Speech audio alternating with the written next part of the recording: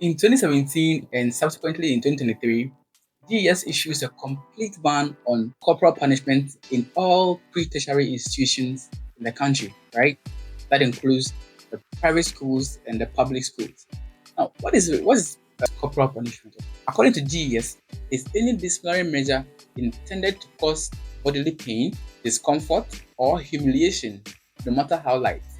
That includes caning, slapping, hitting, pinching the madams, making them kneel down, even frog jump. Adango Masuyedin is also considered corporal punishment. If you're a teacher who is concerned with discipline in schools, you feel like you're handicapped, you can't do anything, right? GES also goes further to, you know, propose other ways of dealing with stubborn students in your classroom or in your school.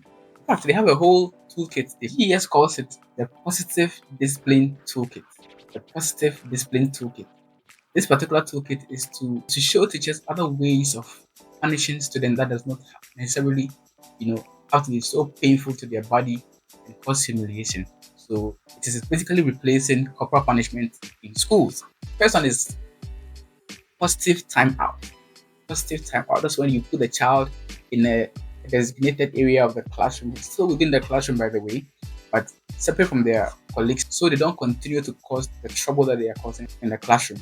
So it still gives you, the teacher, the chance to still operate your class, control your class while the child is still in the class learning, but separate from their colleagues. Right. So that's one. Another one is alternative tasks. So that's when you give the child a lot of other things to do, like cleaning the library, like writing, I will not do it again. I will not do it again. 100 lines. Yes, that is accepted in GES as an alternative form for corporal punishment. You can also take away the child's privileges, like prevent them from playing or prevent them from engaging in sporting activities or prevent them from receiving an award that was supposed to be given to them. You can also let them sign behavior contracts, like they sign bonds. You can also invite their parents and let them have a face-to-face conversation, or you can refer them to the school disciplinary committee or the school guidance and counseling coordinator, who then take the issue from there, and then you're free. But do you actually believe these are punishment enough for a stubborn child? Now, a few things have been made clear by GES. To go against this ban, it's depending on the severity of the situation. It could be interdicted. Yes, it means it could be temporarily removed from the classroom. You don't teach until further investigation is done. Also, they can suspend your salary. Yes. They could also write a warning and pin on your file. That's going to be a taint on your file and your character. They could also withhold your promotion. Yeah. Prevent you from moving from one rank to the other. Or they can transfer you to a remote area. Yes. That's an actual punishment in GES. They transfer you from your town that you are to a village inside. Yes. Or they could dismiss you entirely. Or if it gets there, they could prosecute you for criminal charges. Now, we live in a country where there's a constitution that we need to follow. Now, does this GES ban necessarily agree with the constitution? Stay with me. Okay. Interestingly, since the ban, no teacher has actually ventured or dared to, test the effectiveness of this ban. It means nobody has actually, gone against the ban and try to see if GES will actually implement this, and if they do, how they could fight it using legal means.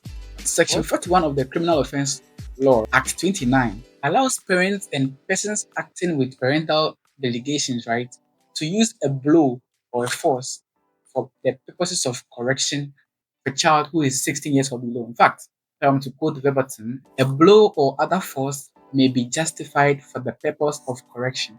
So it means that parents and teachers could actually use this law to discipline children.